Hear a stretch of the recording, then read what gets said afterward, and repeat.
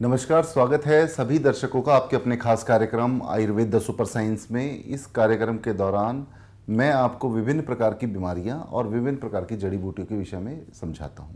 जैसा कि आप सभी लोग जानते हैं, मैं आपको आपके आसपास होने वाले वातावरण के कारण होने वाली बीमारियों और आपके आसपास के वातावरण में मौजूद चीज़ों से उसको किस प्रकार से ठीक करना है, इसके विषय में हर कार्यक्रम में अपने आपको अवगत कराने की कोशिश करता हूँ। आज का हमारा कार्यक्रम हार्ट फेलियर के ऊपर है। हार्ट फेलियर, हृदयघात जिसको बोला जाता है। हार्ट अटैक एक साधारण भाषा का शब्द है जिसमें हम ये देखते हैं कि हार्ट अटैक हुआ, किसको क्या हुआ। आज हम बात करेंगे इस हार्ट अटैक के विषय में, लेकिन उस बात करने से पहले हम जानेंगे कि हार्ट अटैक बीमारी क्या है।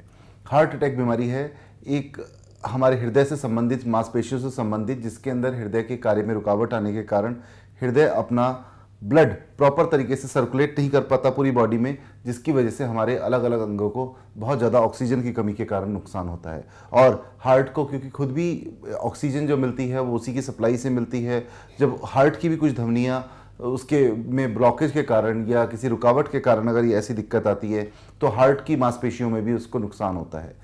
तो हार्ट की मांसपेशियों में नुकसान होने के बाद हार्ट अपना उतना कार्य करने में समर्थ नहीं रहता, और यही तकलीफ जब हार्ट के वॉल्व के पास हो जाती है तो कई बार उस वॉल्व का डिस्टॉलिक या सिस्टोलिक फंक्शन भी, ऊपर का या नीचे का फंक्शन भी खराब हो जाता है। हार्ट के 4 चैम्बर्स होते हैं, चारों का अपना अलग अलग कार्य होता है। उसके मायोकार्डियल फंक्शंस होते हैं जिनके द्वारा वो आपके शरीर के अंदर ऑक्सीजन की पूर्ति करता है।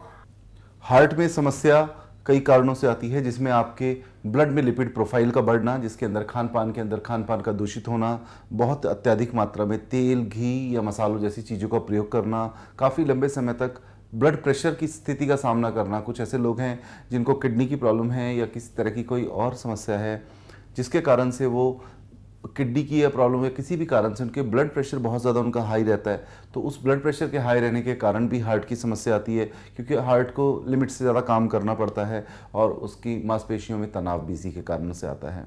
और भी इसके कई कारण हैं जिनके अंदर बहुत ज़्यादा मात्रा में वसा युक्त भोजन का प्रयोग करना, एक्सरसाइज बिल्कुल ना करना, यानी आपकी दिनचर्या का बहुत ज़्यादा विपरीत, आपके खान पान के विपरीत होना। जैसे आपने बहुत ज़्यादा हैवी खाया लेकिन आपकी दिनचर्या ऐसी है कि आप सो के नहीं उठ रहे हैं, ये भी इसके कुछ मुख्य कारणों में से एक है। इसके विषय में एक जानकारी और मैं आपको दे दूं कि आज पूरे विश्व का अगर हम सर्वे कराएं तो तकरीबन 60 से 70% लोग हार्ट से संबंधित किसी न किसी रोग से पीड़ित हैं।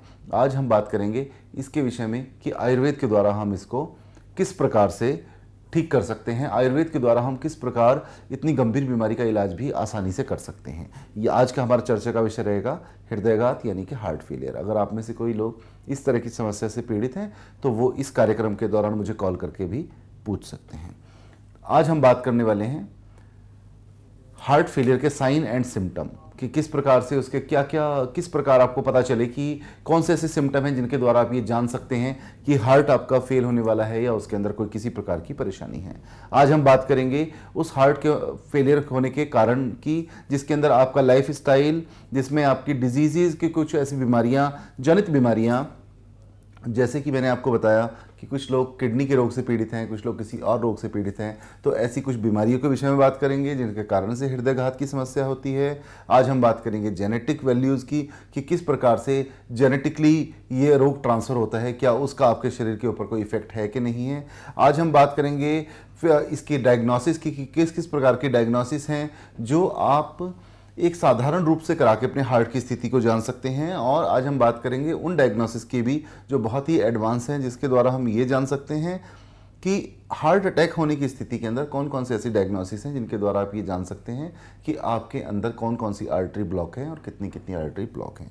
आज हम बात करेंगे इसकी प्रिवेंशन की और इसके मैनेजमेंट की, जिसमें हम ये देखेंगे कि किस प्रकार से हम इस रोग से बच सकते हैं और इस रोग को होने के बाद इसको मैनेज कैसे कर सकते हैं, इसके मैनेजमेंट की भी आज हम बात करेंगे।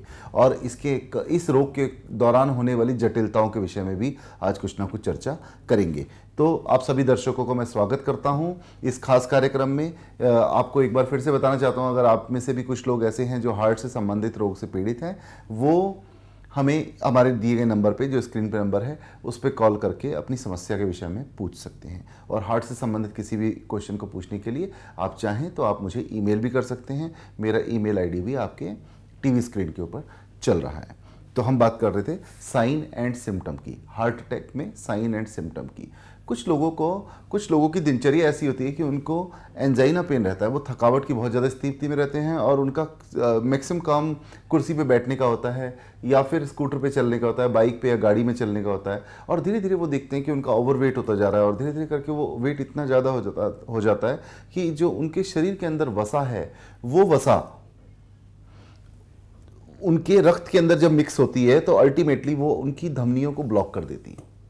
जब धमनियों को ब्लॉक करती है तो हार्ट को पूरी तरीके से पंप ब्लड को नहीं कर पाता, तो हार्ट धीरे धीरे करके वीक होना शुरू हो जाता है और उसकी मांसपेशियां जैसे से कमज़ोर होती हैं तो उसमें एक स्थिति आती है। उसी स्थिति को हम हार्ट फेलियर या मायोकार्डियल इन्फेक्शन बोलते हैं, जिसके अंदर हमारे मायोकार्डियल जो भी हमारे वाल्व्स हैं वो उनके अंदर वो अपने कार्य करने में असमर्थ हो जाते हैं। इसका पता एंजाइना पेन के द्वारा लगता है, आपके चलने के अंदर सांस अगर आपकी चढ़ रही है उसके द्वारा लगता है। अगर आप प्रतिदिन वॉक करते हैं और आपको लगता है कि आपको वॉक करने के दौरान आपके कंधे या सर के अंदर दर्द है, तो आप ये मान के चलें कि कहीं ना कहीं आपका हार्ट वीक है। कंधे में दर्द कुछ लोग सर्वाइकल से ले जाते हैं, लेकिन कई बार सर्वाइकल की वजह से नहीं होता, वो कंधे का दर्द किसी और कारण से होता है। तो अगर इस तरह के लोग, अगर कोई जो भी सुन रहे हैं वो इस चीज़ से पीड़ित हैं, तो उस चीज़ को ध्यान दें। अगर कंधे के आसपास में बहुत ज़्यादा पेन रहता है तो ये एंजाइना पेन हो सकता है। इसके लिए विभिन्न प्रकार के डायग्नोसिस हैं, उनके विषय में हम इस कार्यक्रम के दौरान बात करेंगे। हमने बात की थी इसके होने वाले कारण की, तो कारण के अंदर हमने एक कारण बताया लाइफस्टाइल, जिस लाइफस्टाइल की मैं बात कर रहा था अभी को अपने पिछले वक्तव्य में। उस लाइफस्टाइल के अंदर ही आता है कि रात को बहुत देर तक सोना और सवेरे बहुत देर तक नहीं उठना, ये दोनों ही इसके लिए एक बहुत ही मुख्य कारक हैं। एक्सरसाइज का ना करना, जो हल्की एक्सरसाइजेज हैं, लाइट एक्सरसाइजेज हैं, जो उनका नहीं करना, ये भी इसके लिए एक मुख्य कारक है, जिसके द्वारा आप देखते हैं कि लोग धीरे धीरे करके बहुत ज़्यादा वज़न के अंदर तो बढ़ोतरी करते ही हैं, लेकिन जिस प्रकार से अगर आप अपने बाजू की एक्सरसाइज ना करें तो वो धीरे धीरे करके वीक हो जाती है। नॉर्मल एक एक्सरसाइज करने वाले व्यक्ति से आप कम वजन उठा पाते हैं, उसी प्रकार से अगर आपका हार्ट की भी प्रॉपर एक्सरसाइज ना हो, यानी कि जैसे आप जो वॉकिंग करते हैं, इसको हम ब्रिस्क वॉक कहते हैं, अगर ये नहीं हो तो धीरे धीरे करके हार्ट भी अपना काम करने में असमर्थ हो जाता है। एक कॉलर जुड़े हैं, कॉलर से बात करते हैं, बाकी मैं आपको इसके विषय में आगे फिर बताता हूँ। हेलो। नमस्कार डॉक्टर साहब। जी नमस्कार। सर मैं रोहित बोल रहा हूँ गाजियाबाद से।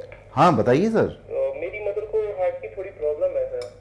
हार्ट की प्रॉब्लम है? हाँ, उनकी ना हार्ट बीट अचानक से बहुत ज़्यादा हाई हो जाती है। आपने कोई मदर आपकी किसी बीमारी से भी पीड़ित है क्या? नहीं, और तो कोई ऐसी प्रॉब्लम नहीं, बस हार्ट की यही प्रॉब्लम है कि उनकी हार्ट बीट बहुत ज़्यादा हाई हो जाती है, बहुत ज़्यादा लो हो जाती है। आपने इससे पहले कहीं चेक कराया है? हाँ, एक डॉक्टर है, उनसे ट्रीटमेंट चल रहा है, तो वो बोल रहे हैं कि कोई पेसमेकर मशीन होती है वो लगेगी। ओहो, इसका मतलब ये हो गया कि उनके हार्ट तक इलेक्ट्रिकल कमांड प्रॉपर नहीं पहुंच रही, जिसकी वजह से उनकी हार्ट बीट मिस करती है। ओके, तो देखिए इसके लिए आप निश्चिंत होकर आयुर्वेदिक ट्रीटमेंट शुरू कर सकते हैं। हार्ट की समस्या ऐसी समस्या नहीं है जिसके लिए आपको पेसमेकर लगाना पड़े। हार्ट की समस्या आप नॉर्मल व्यायाम और प्राणायाम से भी ठीक कर सकते हैं, लेकिन अंदर की जो भी आर्टरी ब्लॉक हैं वो आप मेरे यहाँ पर जो दवा मिलती है उसके द्वारा उनको ओपन करने के उनका प्रयत्न किया जा सकता है। तो उसके लिए आपको इन नेचुरल कुछ भी लगवाने की आवश्यकता नहीं है। आप जितनी जल्दी हो सके उतनी जल्दी अपनी मदर की जो भी रिपोर्ट्स हैं, आपने एंजियोग्राफी करा ली उनकी? हाँ जी सर, कराइए। बिल्कुल। तो आप कहाँ बताया आपने, कहाँ से ट्रीटमेंट चल रहा है? एम्स से? हाँ जी सर, एम्स हॉस्पिटल दिल्ली। एम्स दिल्ली से चल रहा है आपका? तो ठीक है, आप एक काम कीजिए, उनकी जो भी रिपोर्ट्स हैं वो सभी की सभी रिपोर्ट्स आप लेकर मेरे क्लिनिक पे आ जाइए। अपॉइंटमेंट लेने के लिए नंबर आपके स्क्रीन पे चल रहा है, आप उस स्क्रीन पे नंबर ले लीजिए और जितनी जल्दी हो सके अपने समय को बर्बाद ना करते हुए तुरंत मुझसे मिलने का प्रयत्न करें।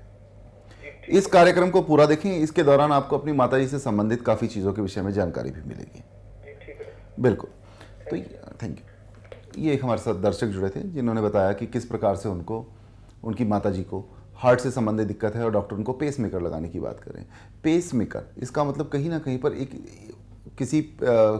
एक इलेक्ट्रिकल कमांड है जो बीच में मिस हो जाती है, जिसके कारण से हार्ट बीट मिस हो जाती है।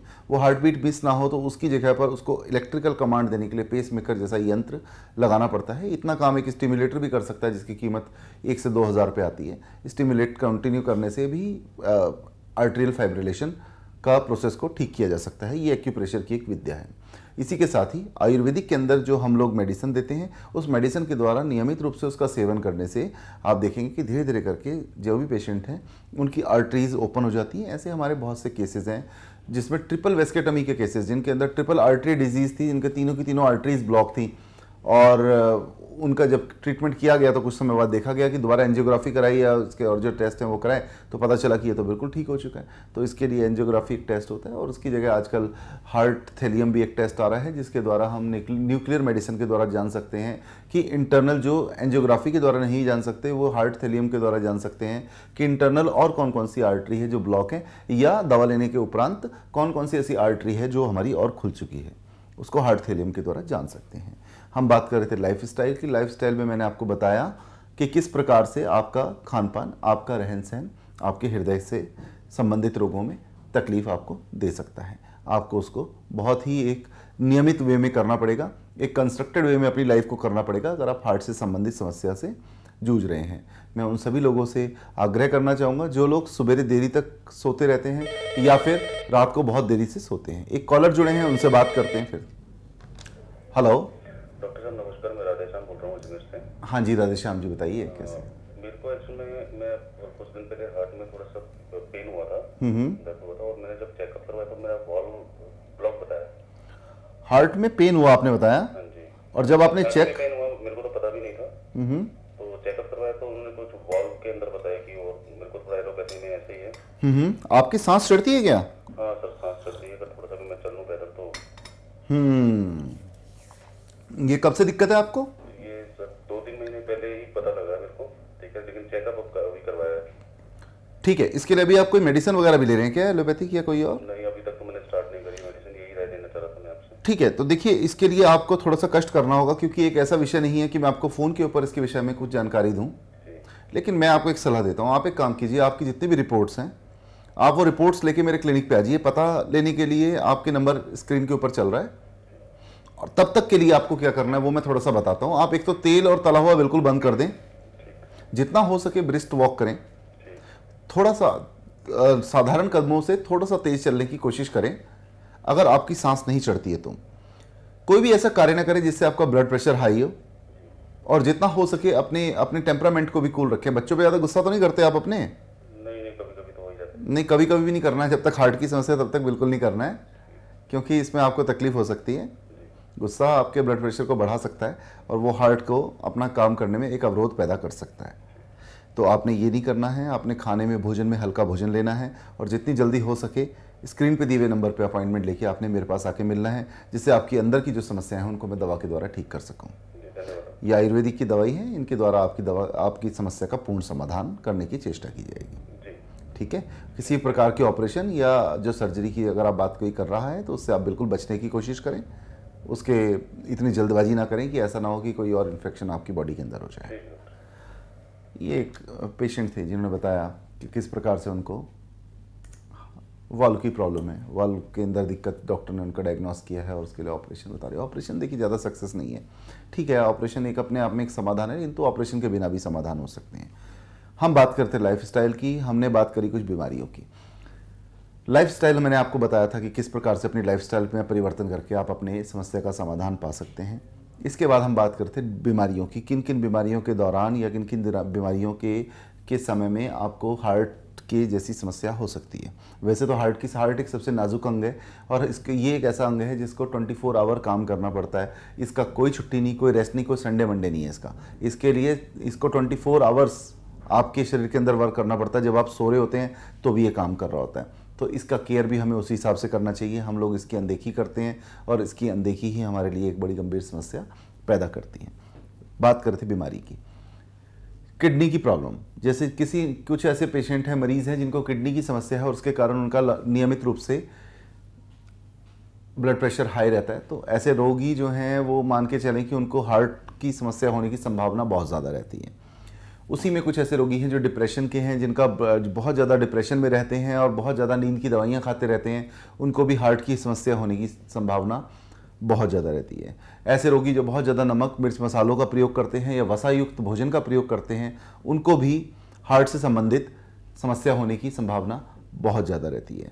वसायुक्त भोजन से आपकी शरीर के अंदर लिपिड प्रोफाइल बढ़ता है, जो आपके खून को गाढ़ा करता है, जिसको पतला करने के लिए फिर बाद में डॉक्टर आपको एस्पिरिन लिख के देता है और आप एस्पिरिन भी खाते रहते हैं। अल्टीमेटली वो वसायुक्त जो भोजन है, वसा जो आपके शरीर के अंदर डिपॉजिट है, वो वसा आपके शरीर से निकल नहीं पाती है और धीरे धीरे करके जब आपके रक्त में मिक्स होती रहती है तो वो खून को इतना गाढ़ा करती है कि हार्ट को उसको पंप करने में तकलीफ हो जाती है और ब्लड में इतनी चिकनाई होती है कि हार्ट के वाल्व उसको रोक ही नहीं पाते हैं, ऑक्सीजन आपकी बॉडी में कमी हो जाती है और इस तरह की स्थिति जो है वो हार्ट अटैक से संबंधित स्थिति बन जाती है।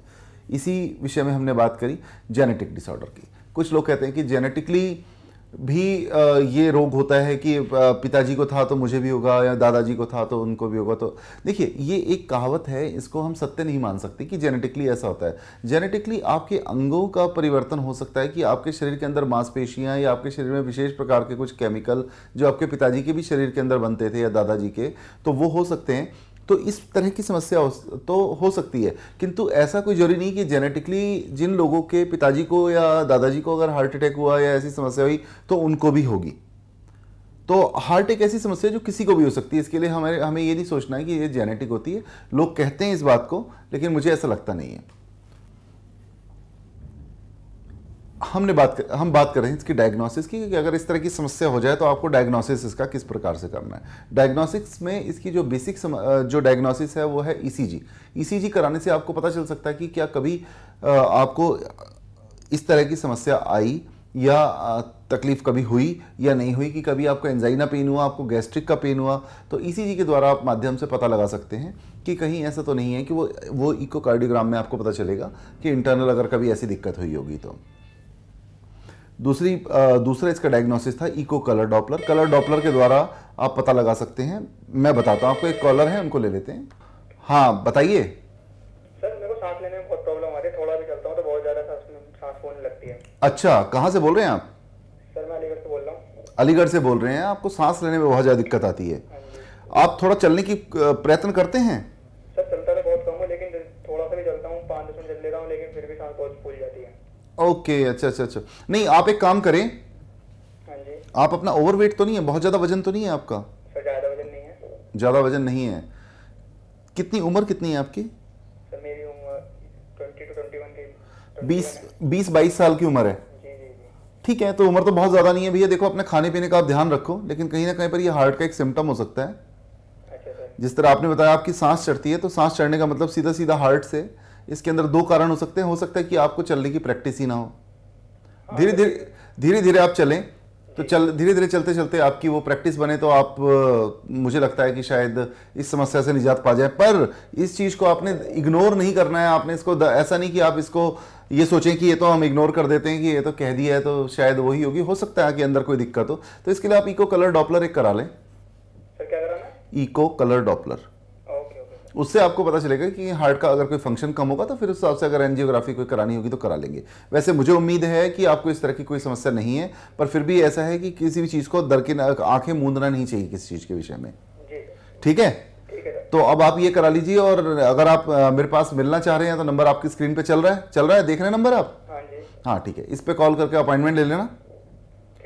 जब भी आप आना चाहें तो आप आ जाइएगा। आपके जो डायग्नोसिस अगर आपको लगता है तो फिर मैं यहीं पर ही करा दूंगा, नहीं तो वैसे तो आप कोशिश करिए कि आप पैदल घूमिए। पैदल आप घूमेंगे, उससे मुझे उम्मीद है कि इससे आपको काफ़ी ज़्यादा लाभ होगा। बाकी घरेलू के अंदर आप एक अर्जुन छाल का चूर्ण तो कंटिन्यू नियम से लें और आंवले के रस का प्रयोग नियमित करें। आंवले का रस हमारी कंपनी का भी आता है, रंगनाथ का भी। हाँ, वो प्योर होता है, उसको आप अपना ले सकते हैं। ठीक है। और अर्जुन छाल का चूर्ण भी हमारी कंपनी रंगनाथ हेयरशाला का आता है, वो भी आप ले सकते हैं। ओके सर, तो ये ऑर्डर कर सकते हैं? ऑर्डर भी कर सकते हैं और आप इसको मार्केट से भी ले सकते हैं। आप देख लीजिए जैसे आपको ठीक लगे। ठीक है, इसको मंगवा के आप नियमित सेवन कीजिए, इससे आपकी प्रॉब्लम का समाधान होगा। हार्ट की प्रॉब्लम पेशेंट बड़े छोटी उम्र के अंदर 22 साल की उम्र में एक हार्ट जैसी समस्या का सामना करना पड़ रहा है। अब वो हार्ट की समस्या है या वो लाइफ स्टाइल है, शायद ये हम घूम के उसी बात पे आ रहे हैं कि चलना फिरना नहीं हो पाता उतना। खैर, उसको चल फिर के देखा जा सकता है। हो सकता है कि चलने से उस समस्या का समाधान हो जाए, या फिर ये भी हो सकता है कि इसको लंबे समय तक थोड़ा सा दवा का सेवन करना पड़े मरीज को। तो दोनों चीज़ें हैं, वो डायग्नोसिस का विषय है। वो जैसे जैसे डायग्नोसिस होगी उस तरीके से उनका पता चल जाएगा। हम लोग बात कर रहे थे डायग्नोसिस की। डायग्नोसिस में मैंने बताया कि इको कलर डॉपलर और इकोकार्डियोग्राम, इनके द्वारा हम पता लगा सकते हैं। साधारण मरीज जब भी अपना ब्लड टेस्ट कराएं तो वो लिपिड प्रोफाइल जरूर चेक कराएं। अगर उनके खून के अंदर गाढ़ापन है तो कहीं ना कहीं पर वो लैक्टिक एसिड जब आपकी आर्टरी में डिपॉजिट होगा तो वो आपकी आर्टरी को ब्लॉक कर सकता है। तो ब्लॉक करने के लिए पहले वसा का होना जरूरी है। तो लिपिड प्रोफाइल के द्वारा आपको उसके अंदर ट्रिग्लिसराइड की मात्रा का पता चलेगा कि कितना लो डेंसिटी लिपो प्रोफाइल आपकी ब्लड के अंदर है और कितने ट्रिग्लिसराइड्स हैं, जिनके द्वारा हम ये अंदाज़ा लगा सकते हैं कि हमें खान पान और रहन सहन के अंदर किस प्रकार का परिवर्तन करना है। उस परिवर्तन के द्वारा हम इस जैसी समस्याओं को पैदा होने से ही रोक सकते हैं, जैसे कि आर्टरी ब्लॉक हो गई है, इस तरह की समस्या। दूसरा, एक पेशेंट जिनसे पहले फ़ोन कर रहे थे वो पेसमेकर की बात कर रहे थे कि इलेक्ट्रिकल कमांड, तो इलेक्ट्रिकल कमांड के लिए स्टिम्युलेटर आता है। वो अगर जो भी मरीज इस तरह की समस्या से जूझ रहे हैं, जिनकी ईसीजी नॉर्मल नहीं आती, वो चाहें तो वो मेरे क्लिनिक पे आ सकते हैं। यहाँ उनको उसको प्रोसीजर उसका समझा दिया जाएगा। ये आयुर्वेदिक एक तरीका है हार्ट की स्थिति को ठीक करने के लिए, और धीरे धीरे करके अगर वो करेंगे तो उनकी हार्ट की स्थिति बिल्कुल नॉर्मल हो जाएगी, उसमें कोई संदेह नहीं है।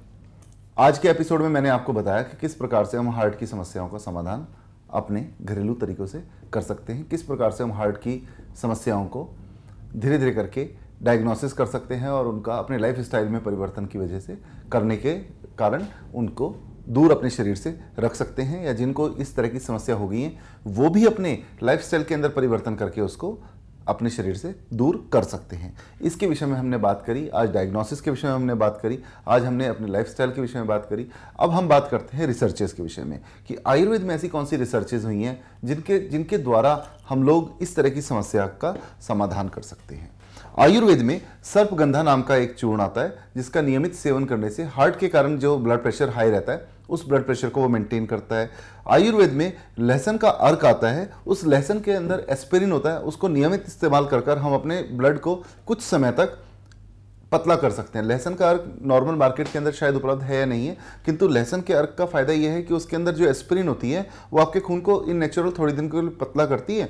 तो जब तक आपकी दवाइयाँ चल रही हैं और जब तक आपके अंदर की आर्टरीज प्रॉपर तरीके से नहीं खुल रही, तब तक आप उसको लहसुन के अर्क को साथ में इस्तेमाल कर सकते हैं। उससे आपको धीरे धीरे करके एस्पिरिन नहीं लेना पड़ेगा, तो लीवर के ऊपर साइड इफेक्ट नहीं होगा। जो एलोपैथिक एस्पिरिन होता है उसका लीवर पे बहुत साइड इफेक्ट होता है, और वो जब आपके आईएनआर को कम करता है, कोएगुलेशन प्रोसेस को कम करता है, तो उस कंडीशन के अंदर थक्का बनने की स्थिति कई बार बहुत ज़्यादा कम हो जाती है और खून पतला होकर बहने लगता है, प्लेटलेट काउंट भी गिर सकता है। एस्पिरिन लेने के कारण लीवर में बहुत ज़्यादा दिक्कत आती है। आयुर्वेदिक रिसर्चेस की हम लोग बात कर रहे थे। आयुर्वेद के अंदर हमारे शास्त्रों में इसका बहुत अच्छे से उल्लेख है। आज हमारे शास्त्रों में उसको उत्सर्जन करने के लिए ऑक्सीजन का वाहक बताया गया है। तो इसके अंदर वायु और कफ दोष दूषित होते हैं। एक पेशेंट हमारे साथ में, उनसे बात करते हैं और उसके बाद में फिर मैं आपको आयुर्वेद के द्वारा इसका मत बताता हूँ। हेलो। हेलो। यस। नमस्ते डॉक्टर साहब, मैं अंजलि बात कर रही हूँ पानीपत से। हाँ जी, बताइए। डॉक्टर साहब, मुझे अपने फादर के बारे में पूछना था। एक्चुअली मेरे फादर की एज 45 इयर्स है एंड उनको माइनर अटैक आया है। तो डॉक्टर्स ने तो बहुत सारी चीजें बता रहे हैं उसके लिए, तो पर मुझे हमारे घर वालों को कुछ समझ में नहीं आ रहा है इसके लिए, तो आप कुछ बताएं उनका। बिल्कुल बिल्कुल। आप देखिए, आपने जैसे बताया कि आपके फादर साहब को माइनर हार्ट अटैक है, तो प्रोबेबली उसका रीज़न ये है कि जो वो हार्ट अटैक है उनके लिपिड्स बढ़े होंगे, या फिर उनका इकोकार्डियोग्राफी आपने कराई, उसके अंदर अगर आया एंजाइना, पेन हुआ, उनको दर्द हुआ? पेन होता है। नहीं, आप एक काम कीजिए, आप जितनी जल्दी हो सके उनको आप मेरे क्लिनिक पे लेके आइए। ओके। क्योंकि आप उनको लेके आती हैं तो लेके आने के बाद में मैं उनका और डायग्नोसिस कंप्लीट करके यहाँ से उनका ट्रीटमेंट शुरू करा देता हूँ। Okay sir. क्योंकि ये कराना बहुत ज़्यादा आवश्यक है, नहीं तो बड़ी दिक्कत हो जाएगी, उनके साथ में एक गंभीर समस्या पैदा हो जाएगी।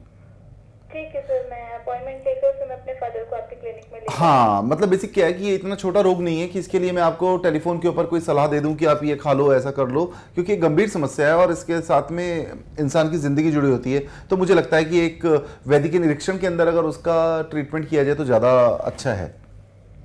ठीक है सर, ये फादर को दिल्ली लेकर आना है? हाँ बिल्कुल, क्लिनिक के जो नंबर हैं वो आपके चल रहे हैं स्क्रीन के ऊपर, आप पढ़ रही होंगी उसको, आप उसके ऊपर अपॉइंटमेंट ले लीजिए। अपॉइंटमेंट लेने के बाद में अपने फादर साहब को आप लेके आइए और जितनी जल्दी हो सके उनका आप ट्रीटमेंट शुरू कराइए, ठीक है सर। क्योंकि इसके अंदर डिले बहुत ज़्यादा दिक्कत कर सकता है आपके लिए। हार्ट की समस्या बहुत ज़्यादा गंभीर समस्या होती आ रही है। हम बात कर रहे थे आयुर्वेदिक रिसर्चेस की कि आयुर्वेद ने इसमें क्या क्या रिसर्चेस करी है। आयुर्वेद में हमने जो निकाला है, लहसुन का अर्क निकाला है, उस अर्क के द्वारा एस्पिरिन की जगह उस अर्क ने ली है। उस अर्क के द्वारा हम एक नेचुरल एस्पिरिन लहसुन के द्वारा प्राप्त किया हुआ एक अपने पेशेंट्स को देते हैं, जिसके अंदर जिससे कि वो अपने खून को नेचुरली पतला कर सकें, बजाय इन नेचुरल एस्पिरिन लेने के, जो कि लीवर पे साइड इफेक्ट करती है। उसके अलावा सर्पगंधा चूर्ण है, जो जिसके नियमित सेवन से जिन लोगों का ब्लड प्रेशर हाई रहता है उस ब्लड प्रेशर को कंट्रोल किया जा सके। और आर्टरी को खोलने के लिए जो आर्टरियाँ ब्लॉक हो जाती हैं, उन आर्टरी को खोलने के लिए हमारे यहाँ पर मेडिसिन है। उस मेडिसिन का अगर काढ़ा नियमित सेवन करेंगे, धीरे धीरे करके आर्टरीज बिल्कुल खुल जाती हैं। ऐसा हमने सैकड़ों लोगों पे अनुभव किया है। ये बड़ा ही एक अनुभूति योग है जो हम आपको बता रहे हैं, जिस दवा की हम बात कर रहे हैं। ऐसा हमने सैकड़ों मरीजों पे इस्तेमाल किया है इसको। तो जितनी जल्दी हो सके आप इसका ट्रीटमेंट कराएं। अगर आपके आस पड़ोस में भी कोई ऐसे व्यक्ति है जो हार्ट से संबंधित समस्या से जूझ रहा है और वो अपना ऑपरेशन या फिर वो कहीं एंजियोग्राफी और इन सब चक्करों में पड़ रहा है, तो उसको आप बोलें कि जितनी जल्दी हो सके उतनी जल्दी हमसे मिलकर हमारी दवा का सेवन शुरू करें, जिससे कि ये समस्या उसकी परमानेंटली समाधान हो सके। तो इसी बात के साथ आप सब लोगों से इजाज़त चाह रहा हूँ और इसके साथ ही छोड़ के जा रहा हूँ आपको कुछ ऐसे मरीजों के साथ जिनका हमने ट्रीटमेंट किया और वो ट्रीटमेंट कराने के बाद में पूर्णतः स्वस्थ हैं। जाने से पहले आप लोगों को एक इन्फॉर्मेशन, मेरे द्वारा दी जाने वाली इन्फॉर्मेशन फिर दोबारा है। आप चाहें तो अर्जुन की छाल का चूर्ण नियमित रूप से काढ़े के द्वारा बनाकर या अर्जुन की छाल की चाय का आप नियमित रूप से इस्तेमाल कर सकते हैं। ये एक बड़ा ही अनुभवी योग है, स्वस्थ आदमियों के हार्ट की रक्षा करता है, बीमार की नहीं। ये मैंने आपको इसलिए बताया कि स्वस्थ जो आदमी है वो इसका इस्तेमाल कर सकते हैं। आप ये ना सोचें कि अगर आप बीमार हैं, अगर हार्ट की समस्या है तो आप अर्जुन की छाल लेंगे तो उससे कोई फर्क पड़ेगा, उससे नहीं पड़ेगा। उसके लिए एक प्रॉपर प्रोसीजर है, उसको हमें फॉलो करना पड़ेगा। तो आप इसको करिए और अगर अपॉइंटमेंट लेना चाहते हैं तो नंबर आपकी स्क्रीन पे हैं। और अगर आप दूर दराज के क्षेत्र में रहते हैं और आप आने में असमर्थ हैं तो उस कंडीशन के अंदर आप अपनी ईमेल के द्वारा रिपोर्ट्स भेजकर भी मुझसे बात कर सकते हैं या ईमेल के द्वारा ऑनलाइन कंसल्टेशन ले सकते हैं। ऑनलाइन कंसल्टेशन लेने के लिए प्रोसीजर पूछने के लिए आप हमारे लैंडलाइन नंबर पे फ़ोन कर सकते हैं। ये मैंने आपको आज जानकारी दी हार्ट के विषय में। आपके अगर आस पड़ोस में भी कोई ऐसा व्यक्ति है जो हार्ट से संबंधित समस्या से जूझ रहा है तो आप जितनी जल्दी हो सकता है आप उनको बोलिए कि वो हमारे से आके मिले, जिससे कि उनकी समस्या का परमानेंट समाधान किया जा सके। इसके साथ ही इजाज़त चाहूँगा क्योंकि घड़ी ने इशारा कर रखा है। बिल्कुल अब आप लोगों से इजाज़त लेने का इच्छा तो नहीं है, किंतु लेना पड़ेगा, ये तो समय का तकाजा है। तो कल आप सब लोगों के सम्मुख इसी समय फिर प्रस्तुत होऊंगा एक नए विषय के साथ, जिसके अंदर आप लोगों की समस्या के समाधान किस प्रकार से घरेलू जड़ी बूटियों के द्वारा किया जाए, किस प्रकार से आपके आसपास के वातावरण से आपको स्वच्छ करके आप लोगों को बीमारियों से बचाया जाए और किस प्रकार के आपके आसपास के वातावरण में पैदा होने वाली चीज़ों के द्वारा आपकी समस्या का समाधान किया जाए। इन विषयों में एक बार फिर से बात करेंगे नई चर्चा के विषय के साथ। अगर मेरे दर्शक ये चाहते हैं कि मैं उनको किसी विशेष प्रकार का किसी विशेष बीमारी पर कोई एपिसोड दूं तो वो चाहें तो मेरे को ईमेल या मैसेज कर सकते हैं। उस मैसेज के अनुसार मैं उस पर जितनी जल्दी हो सकेगा उस बीमारी के विषय में आपको दोबारा अवगत कराने की चेष्टा या प्रयत्न करूंगा। इसके साथ ही आप मुझे इजाज़त दीजिए। आप सब लोगों का मेरे साथ जुड़ने के लिए धन्यवाद। कल इसी समय फिर आपके समक्ष प्रस्तुत होऊंगा। नमस्कार।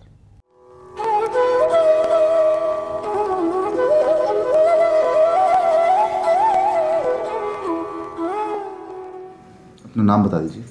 सुरेश चंद्र गुप्ता, जौनपुर, जौनपुर यूपी से। अच्छा, किस बीमारी के लिए आप आए थे? किडनी के बीमारी के लिए। किडनी प्रॉब्लम के लिए? Kidney problem. कब पता चला था आपको किडनी प्रॉब्लम का? ये हमको 1.5 साल पहले मालूम पड़ा। 1.5 साल पहले मालूम पड़ा था। तो तब आपने कहाँ ट्रीटमेंट लिया यहाँ आने से पहले? यहाँ आने से पहले एक दो जगह जो है ट्रीटमेंट लिए। कहाँ पे? ये गंगाराम में लिए थे जो है। फिर उसके बाद जो है BHU बनारस में लिए। अच्छा, जब आप पहले आए थे तो आपका किडनी का प्रतिशत कितना था? 34.6 जो है मेरा था ये। ठीक है। और अब कितना हो चुका है? इस समय हो गया हमारा जो है 41.1। ठीक है।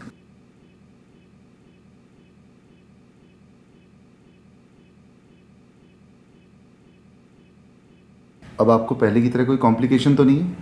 नहीं, कोई कुछ नहीं, एकदम बढ़िया सर।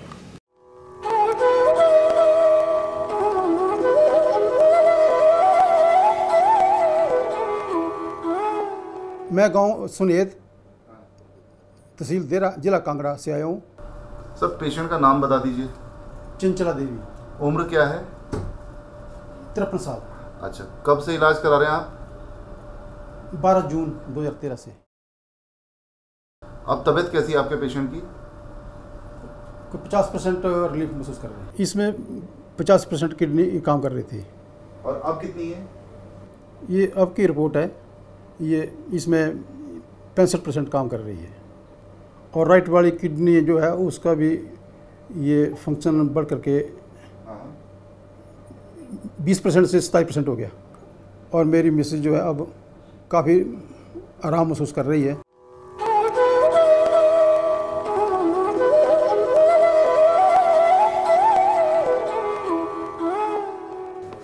मैं विपिन गंडोत्रा जम्मू से आया हुआ हूँ। मैं 6 महीने से डॉक्टर साहब की मेडिसिन ले रहा हूँ। पहले मेरा GFR 30 था, तो अब इस वक्त 48.50 हो गया है। इस मेडिसिन से मुझे बहुत बड़ी रिलीफ मिली है, आगे भी और मिल जाएगी। डॉक्टर साहब की मेडिसिन मुझे सूट कर गई है। I am very thankful to doctor Bhardwaj.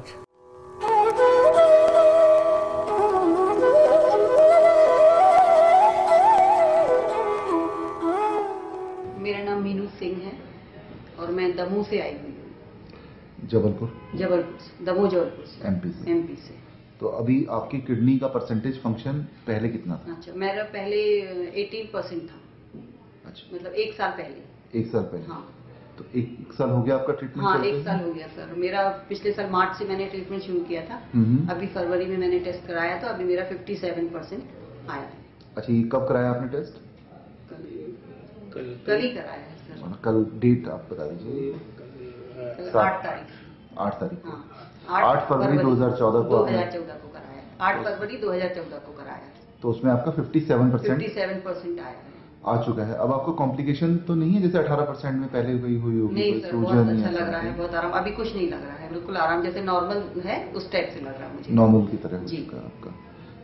ठीक है। अब पहले आपका 18% था? 18% था।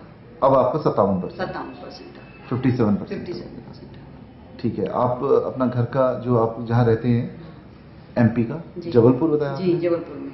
जबलपुर MP।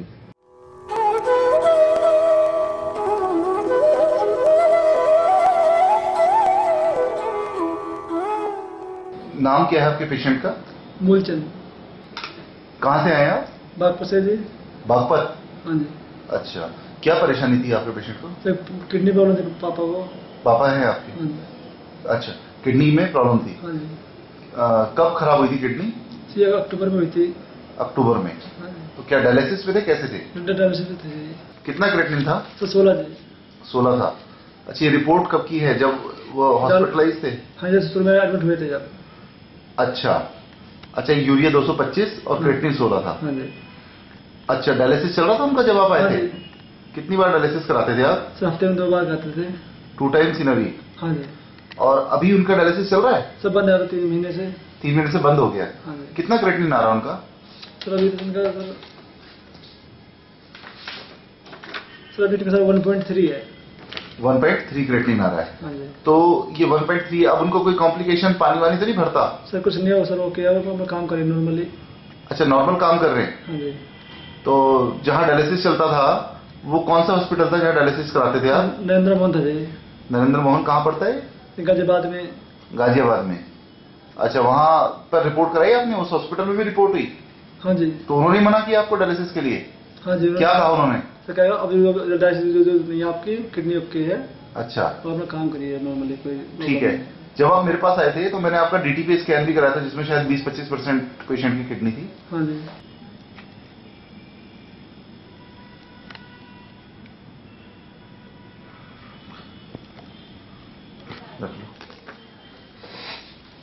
जहाँ कौन सा हॉस्पिटल बताया आपने? नरेंद्र मोहन जी। अच्छा, क्या कहा उन्होंने? ताकि ठीक हो नहीं पाएंगे तो डायलिसिस करनी पड़ेगा रेगुलर ही। हाँ, तो अब रिपोर्ट अब तो ओके आ गई? कह रहे कि कुछ नहीं, अब दोबारा टेस्ट कराओ, ये टेस्ट लिख के दे रहा हूँ आपको, ये कराइए, कुछ नहीं होगा इसमें। अच्छा, तो टेस्ट कराए, टेस्ट ओके निकले सारे ओके निकले? दूसरी जगह से कराए तो भी? हाँ जी। अच्छा, अब ठीक है पिताजी, बिल्कुल कंफर्टेबल है आपके? हाँ जी, ओके। चलो, अब उनको डायलिसिस की कोई जरूरत महसूस नहीं होती? डायलिसिस की मुझे। चल,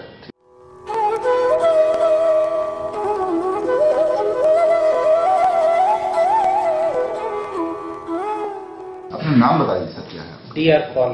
DR पॉल। कहाँ से आए हैं? बिलासपुर, छत्तीसगढ़, बिलासपुर। छत्तीसगढ़ से। अच्छा, किस बीमारी के बारे में आप आए थे? क्या हुआ था? मेरे को एक्चुअली पता नहीं था, मेरे को लीवर में पेन हो रहा था। तो मैंने वहाँ अपोलो में डॉक्टर डी सिंह गैस्ट्रोएंटेरिटिस उनको दिखाया। अच्छा। तो उन्होंने सब चेक करने के बाद पता चला कि मेरे को वो है नस, नॉन अल्कोहलिक स्टीएटोहेपेटाइटिस। तब फिर उनका ट्रीटमेंट किया। अच्छा। लेकिन उन्होंने बोले कि नहीं, ये इसका इलाज नहीं है, मगर हम इसको स्लो प्रोसेस में ये करेंगे, इसका फर्दर जो है नेक्स्ट कोर्स जो है इसका लिवर सिरोसिस। अच्छा, तो उसके बाद में फिर आपने कोई डायग्नोसिस वगैरह जो कराई जी, तो उसमें आपको पता चला कि आपकी बीमारी काफी बढ़ी हुई है? हाँ जी।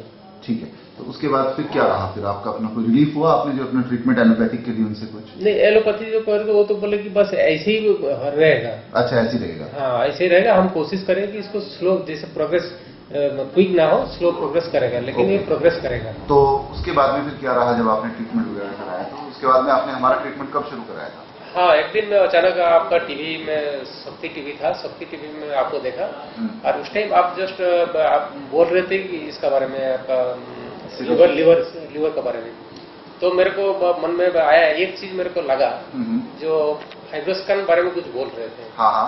तो आपका बातों में मेरे को कुछ लगा कि देखता हूँ एक बार आपको आजमा के। अच्छा।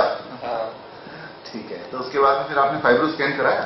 मैं वहाँ आप जैसे बोले कि आने से पहले फाइब्रोस्कैन कराइए, मैं फाइब्रोस्कैन कराया। फाइब्रोस्कैन करा के आपके पास आया। आपके पास आने के बाद मैंने मेडिसिन लिया। मेडिसिन आपने 1 महीने के लिए दिया। फिर बाद में मैं बात करके और 2 महीने मंगाया। अच्छा। 3 महीने खाया। 3 महीने खाने के बाद मैंने चेक कराया, फाइब्रोस्कैन किया। बिल्कुल, आप एक तो अपनी पहले वाली रिपोर्ट जो आपने जब मेरे पास ट्रीटमेंट शुरू किया था जी, तो जो उस वक्त में फाइब्रोस्कैन कराया था, जी जी, वो रिपोर्ट आप कैमरे में दिखा। ये है पहले वाला ये रिपोर्ट। अच्छा, ये फर्स्ट टाइम की है? ये फर्स्ट टाइम की है। ठीक है, और उसके बाद जो थी? उसको बाद ये है। ओके, मतलब ये आपकी इंप्रूव हो गया? ये इंप्रूव, क्योंकि केवल 0.4% आपका इस हिसाब से ज्यादा रह गया जी। मेरे को लगता है कि एक आध महीने में जैसे ये 7.4 से नीचे, 7 से नीचे जाएगा वो नॉर्मल हो जाएगा। जी जी। तो ये उस बीमारी के विषय में हुआ जिसका ये कहा गया था कि कहीं पर कोई इलाज नहीं है। तो अब आप क्या सोचते हैं इसके बारे में? नहीं सर, मेरे को तो, मैं तो आज छोड़ दिया था कि अगर प्रोग्रेस भी हो ठीक है, ऐसी प्रोग्रेस होगा। मेरे को नहीं लगता कि ये होगा, बैक होगा करके। लेकिन मैं ये आया था कम से कम इसको स्टॉप करने आप ही के पास आया था। अच्छा। मगर ये देखा तो ये इम्प्रूवमेंट ऐसे हो रहा है कि ये बैक साइड जा रहा है, मतलब तो धीरे धीरे ये नॉर्मल होते जा रहा है। तो इसीलिए विश्वास के साथ हम आपके पास दोबारा आए हैं कि हम ये नॉर्मल हो जाएगा। तो एक आपने उस वक्त में आपका एसजीओटी और एसजीपीटी भी बढ़ा हुआ था बहुत। इसे एसजीपीटी था 58 था, ओटी 42 था। ये है। अच्छा, ये रिपोर्ट है उसकी? अच्छा जी, ये उसकी रिपोर्ट है जी। इसमें आपका एसजीओटी एसजीपीटी बढ़ा हुआ है जी। ठीक है। अच्छा जी, और इसके बाद जब वो कम होके आया जी, तो एक बार वो रिपोर्ट और आप दिखा दीजिए। ये है कम वाले रिपोर्ट। अच्छा, ये भी आपकी? हाँ, ये इसमें नॉर्मल एजिंग हो रहा है। बिल्कुल, इसमें शायद 19 आ चुका है आपका एसजीओटी जी, और पीटी आ चुका है 28। ये नॉर्मल रेंज में है। बिल्कुल। कहाँ से कराई आपने रिपोर्ट्स? ये रिपोर्ट में वही बिलासपुर में कराया। अच्छा, बिलासपुर में कहाँ से? अपना रेलवे हॉस्पिटल से। अच्छा, आप रेलवे में काम करते हैं? जी जी। अच्छा, तो रेलवे पहली रिपोर्ट आपकी सारी रेलवे में से ही हुई है? जी जी, रेलवे से ही किया हूँ, लेकिन फाइब्रोस्कैन रामकृष्ण केयर रायपुर से कराया। रायपुर से? क्योंकि हमारा वहाँ सुविधा नहीं है, तो इसलिए वहाँ से। जी जी जी। चलिए, अब आपको लगता है कि आपकी कंडीशन काफी पहले से सुधर गई है? जी जी जी।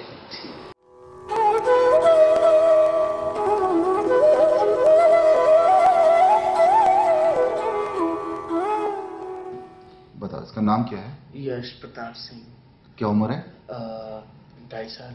2.5 साल है? 1.5 साल है। 1.5 साल। तो क्या हुआ था इसको?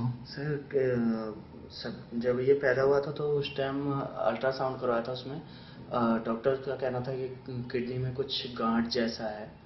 तो वो अल्ट्रासाउंड करवाने के बाद हमने, डॉक्टर ने कुछ गांठ बताया, तो हमने सोचा कोई छोटी मोटी प्रॉब्लम होगी, आगे चल के दवाई करवा के सही हो जाएगा। फिर उसके बाद जब ये पैदा हुआ तो उसके बाद क्या नाम है, इसको ESI, हमारे जहाँ मैं काम करता हूँ वहाँ पे ESI कार्ड बनवाया हमने।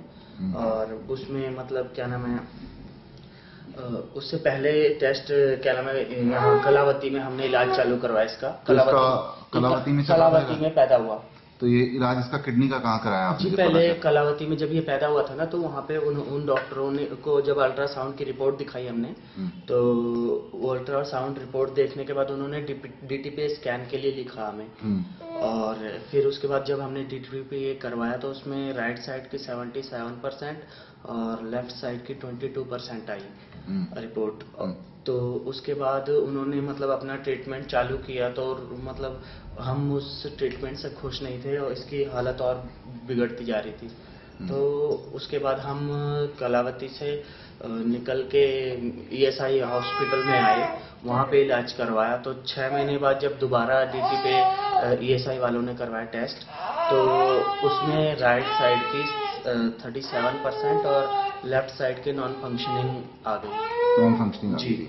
तो जो ये यानी कि मतलब उनका जो इलाज चला उसके बाद में किडनी और खत्म हो गई? जी और खत्म हो गई। तो ये आपकी इसकी उस वक्त हालत क्या थी जब आपने हमारे यहाँ ट्रीटमेंट शुरू किया? उस टाइम 37 राइट साइड की, लेफ्ट साइड की नॉन। और वैसे क्या हालत थी? वैसे सर मतलब पूरी बॉडी फुल मतलब सूजी हुई लगती थी। और खाना खा पा रहा था? जी नहीं, खाना नहीं खा पा रहा था। एक बार ये रिपोर्ट जरा सीधी करके कैमरे के सामने दिखानी है। हाँ, ये रिपोर्ट आपने सीधी करके दिखानी है। ठीक है, ये तब की रिपोर्ट है जब आपकी लेफ्ट किडनी 37.7 थी और आप हमारे यहाँ आए। राइट किडनी 37.7 थी और आपने हमारे ट्रीटमेंट शुरू किया। इसका दोबारा जब आपने टेस्ट कराया जी, जरा वो वाली रिपोर्ट एक बार दिखा दीजिए। ये वाली? हाँ हाँ जी।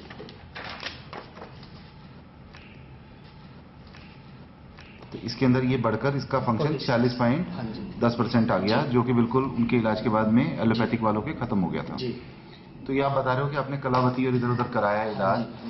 अब इसकी कंडीशन तब आपको बता रहे थे उल्टी थी, इसको और दुनिया भर की दिक्कत थी, अब इसकी कैसी है? अब सर अब तो क्या नाम है, काफी ज्यादा एक्टिव हो गया। दिन भर मतलब इसको कोई थकान तो फील ही नहीं होती। जब हल्का फुल्का तबीयत जैसे बुखार और इस प्रॉब्लम में खाली बैठा है, वरना सिर्फ सोते टाइम शांत रहेगा, वरना दिन भर खेलता रहेगा, एक्टिव रहेगा। खाना पीना सब ओके? हाँ जी, सब खाने लगा सब कुछ? हाँ जी सब। अब उल्टी तो नहीं करता जैसे पहले? नहीं सर, आप पहले की तरह नहीं। सूजन? कुछ नहीं सर, कोई दिक्कत नहीं है? जी नहीं। ठीक है।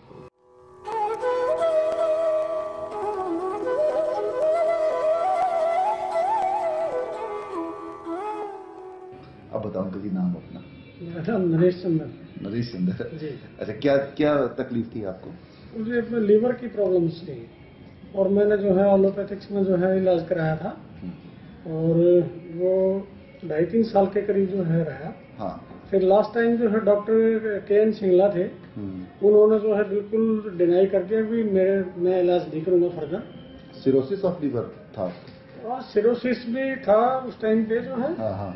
और मेरे ख्याल में हेपेटाइटिस B के भी सिम्टम आए थे एक बार। उन्होंने हमारे डॉक्टर ने ये खोल के नहीं लेकिन बताया, उन्होंने मुझे एक्सप्लेन नहीं किया ना। तो आप हमारे यहाँ पर आए किस ईयर में आए थे आप? उस टाइम पे तो जो हमारा बिल्कुल जो है बहुत ही बैड कंडीशन में आए थे उसका। और हमारा लीवर भी जो है काफी डैमेज हो चुका था उस टाइम। ये सबसे पहले की जो रिपोर्ट थी जो आपको इलाज कराने से के टाइम पे ठीक है जो है टेस्ट हुआ था मेरा गंगाराम में। अच्छा। और उसके बाद में सेकंड टाइम जो है फिर जो है 3-4 महीने बाद में जो है ये टेस्ट हुआ था। अच्छा, ये 4 महीने बाद की रिपोर्ट है? हाँ, 3-4 महीने के बाद की है। हाँ हाँ। और एक ये जो मेरे पास है ये लेटेस्ट अभी की है। अच्छा, तो ये और अब जिस टाइम पे मैं आया था उस टाइम पे खाना खाने में भी दिक्कत थी, डाइजेशन भी जो है मतलब बहुत कम थी और काफी प्रॉब्लम्स थी मेरी। वो तो मैक्सिमम सारी सॉर्ट आउट हो गई हैं।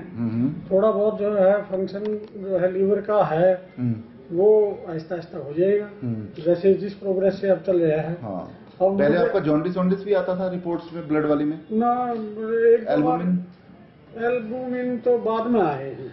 एल्बुमिन लेकिन उन्होंने जो 2 साल तक जब इलाज किया तो मेरे कोई एल्बुमिन कम नहीं थे, कोई मेरा प्लेटलेट कम नहीं था, कोई मेरा ब्लड कम नहीं था।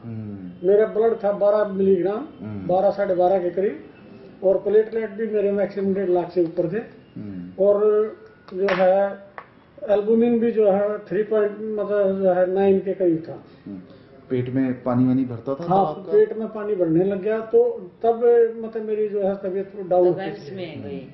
तब ऑल इंडिया मेडिकल में मुझे जो है ये प्लेटलेट्स जो है प्लाज्मा वगैरह जो चढ़े थे, वहाँ मैंने जो है मतलब कई महीने जो है वहाँ भी इलाज कराया, लेकिन ओलोपैथिक का जो है फिर कोई परमानेंट इलाज था नहीं। हमने टीवी पे आपका जो है प्रोग्राम देखा और उसी के हिसाब से जो हम यहाँ आए। टीवी पे देख के आए थे कि किसी ने बताया नहीं हमारे को। हाँ बिल्कुल। एल्बुमिन का आपका कितना एल्बुमिन रहता था? पेट में पानी वानी कितने फ्रीक्वेंटली भरता था? निकलवाते थे आप पानी को? ना, वैसे तो नहीं निकलवाता था मैं मेरा तो वैसे सूख जाता था पानी। अच्छा, एल्बुमिन चढ़वाते थे? एल्बुमिन चढ़वाते। और कितने दिन में पानी फ्रीक्वेंटली भरता था? जैसे एल्बुमिन कैसे कम होता था? हफ्ते में या हर 15? एल्बुमिन तो जो है जैसे हर महीने मतलब जैसे 7 या 6 इंजेक्शन जो है 7,000 रुपए वाला इंजेक्शन था, और वो 6-7 इंजेक्शन चढ़वाता था। अच्छा। और उसके बाद में कुछ वीकनेस तो आती थी, वो जो है रिमूव हो जाता था बिल्कुल। अच्छा, ये प्रोसीजर रहता था कि तकरीबन हर 15 दिन में आपको एल्बुमिन हर महीने जो है 5-7 जो है इंजेक्शन चढ़वाने ही पड़ते थे, कम से कम 50, जिससे मैक्सिमम नसें भी जो है मर गई। तो इतनी बारीक हो गई थी कि उसमें नस भी नहीं मिलती थी। नस भी नहीं मिलती थी। अब तो जो है काफी बहुत इम्प्रूव है। ठीक है।